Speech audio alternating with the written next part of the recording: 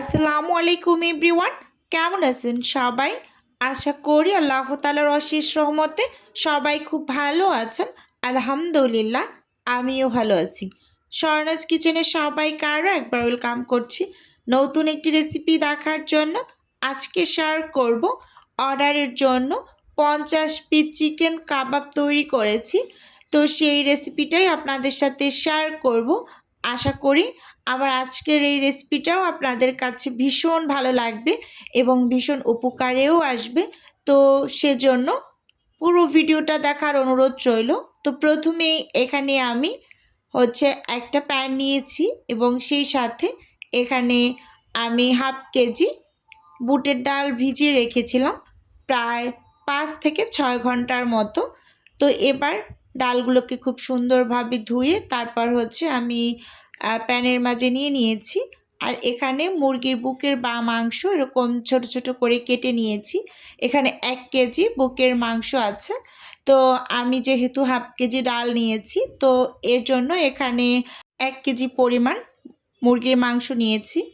এবার এর মাঝে আমি আদা বাটা রসুন বাটা এক এক করে দিয়ে নেব। তো প্রথমে এখানে আমি রসুন বাটা দিয়ে নিচ্ছি 1.5 টেবিল চামচ এবং সেই সাথে এখানে আদা বাটাও দিয়ে দিলাম 1.5 টেবিল চামচ।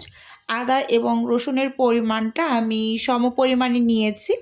তো সেই সাথে এখানে আমি লবণ দিয়ে দিচ্ছি স্বাদ মতো। তো লবণের পরিমাপটা আর বললাম না। এবং এখন গুঁড়ো মশলাগুলো অ্যাড করব। প্রথমে এখানে লাল মরিচের গুঁড়োটা দিয়ে দিলাম 1 চা চামচ। সেই সাথে এখানে ধনিয়া গুঁড়ো দিয়ে দিলাম 1 চা চামচ, জিরার গুঁড়ো দিয়েছি 1 চা চামচ এবং গরম মশলার গুঁড়ো দিয়ে দিচ্ছি এখানে 1 চা চামচ। সব শেষে এখানে অ্যাড করে দিচ্ছি আমি রেডিমেড কাবাব মশলা 2 চা চামচ। তো এবার এখানে বেশ কিছুটা পরিমাণ কাঁচা পেঁয়াজ অ্যাড করছি। যেহেতু আমি এই কাবাবগুলোতে শেষের দিকে কখনোই কোনো কাঁচা পেঁয়াজ অ্যাড করি না, আমি ব্রেস্তা করা পেঁয়াজটা ব্যবহার করি। তো রান্নার মাঝে আমি কিছুটা পরিমাণ কাঁচা পেঁয়াজ দিয়ে থাকি সব সময়।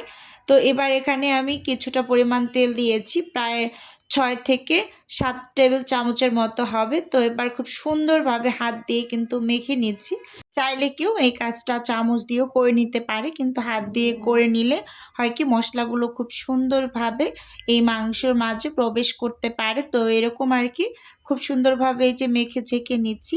আসলে এই কাবাবগুলো আমার একটা আন্টির অর্ডারে যাবে আজকে। তো আন্টির কালকের পরের দিনের ফ্লাইট। তো উনি বাইরে যাচ্ছে ওনার মেয়ের কাছে। তো উনি আমার কাছে আগেই বলে রেখেছিল অনেক আগে যে আমি যখন বাইরে যাব তো তখন কিন্তু তোমার থেকে কাবাবটা নিব।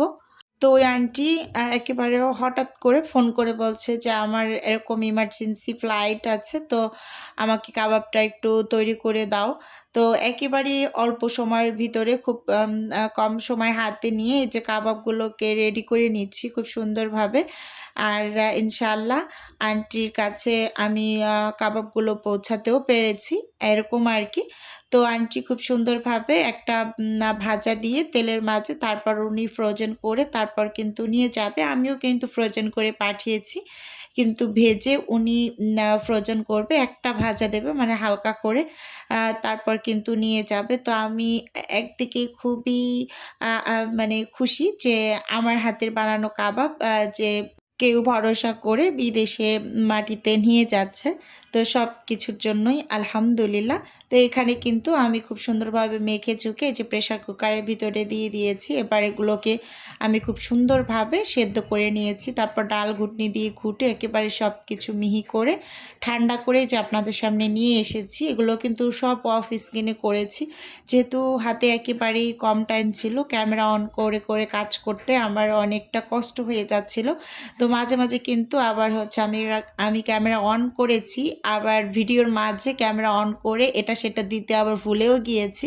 মানে এতটা পরিমাণ তাড়াহুড়া ছিল আমার ভিতরে যে কি আর বলবো।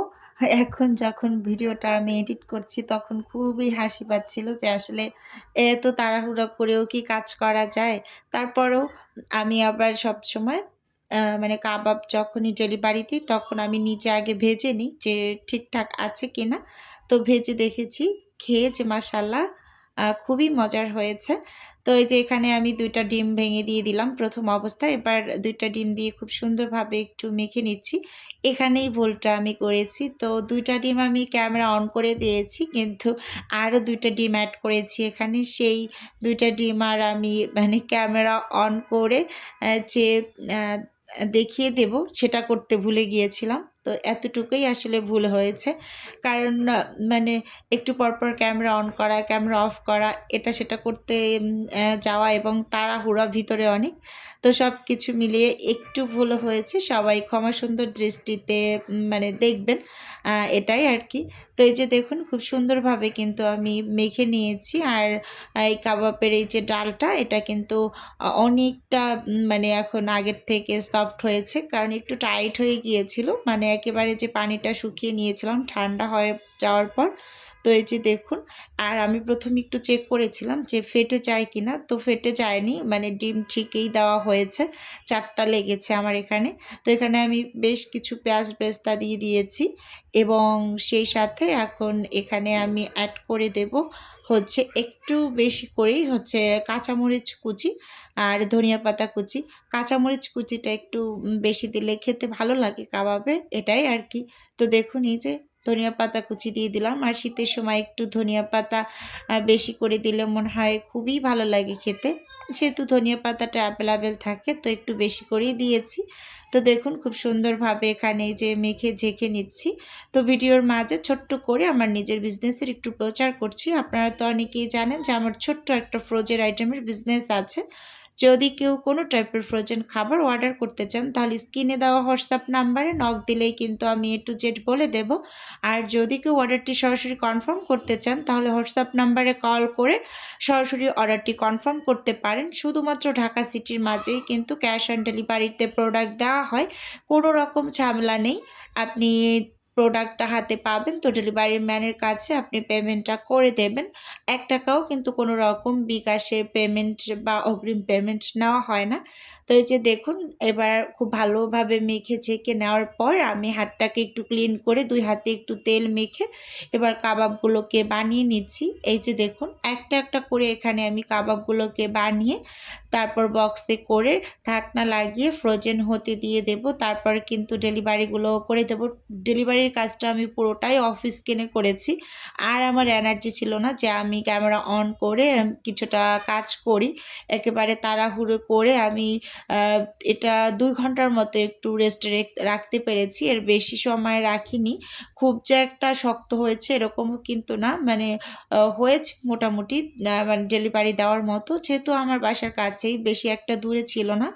আ তো এই যে দেখুন আমি খুব সুন্দরভাবে এই যে বক্স করে নিয়েছি সবগুলো। এখানে আমার মোট ৫৮ পিস আ কাবাব হয়েছে। তো এই যে দেখুন এগুলোকে আমি বক্সের ভিতরে ভরে নিয়েছি। এবার হচ্ছে আমি ঢাকনা লাগিয়ে তারপর আমি আ ডিপ ফ্রিজে রেখে দেব। আর কিভাবে করেছি দেখুন, একটা পলি পেপার দিয়েছি, তার উপর আবার ৬ টা রেখেছি। আবার একটা পলি পেপার দিয়েছি, আবার ৬ টা রেখেছি। এরকম ২ টা বক্সে রেখেছি। তারপর আরও একটা বক্সে কিছুটা পরিমাণ রেখেছি। এভাবে করে, করে আমি সবগুলোকে ঢাকনা লাগিয়ে ফ্রোজেন করে তো ডেলিভারিটা করে দিয়েছি। তো আজকের ভিডিও বন্ধুরা এ পর্যন্তই রাখছি। আল্লাহ হাফেজ।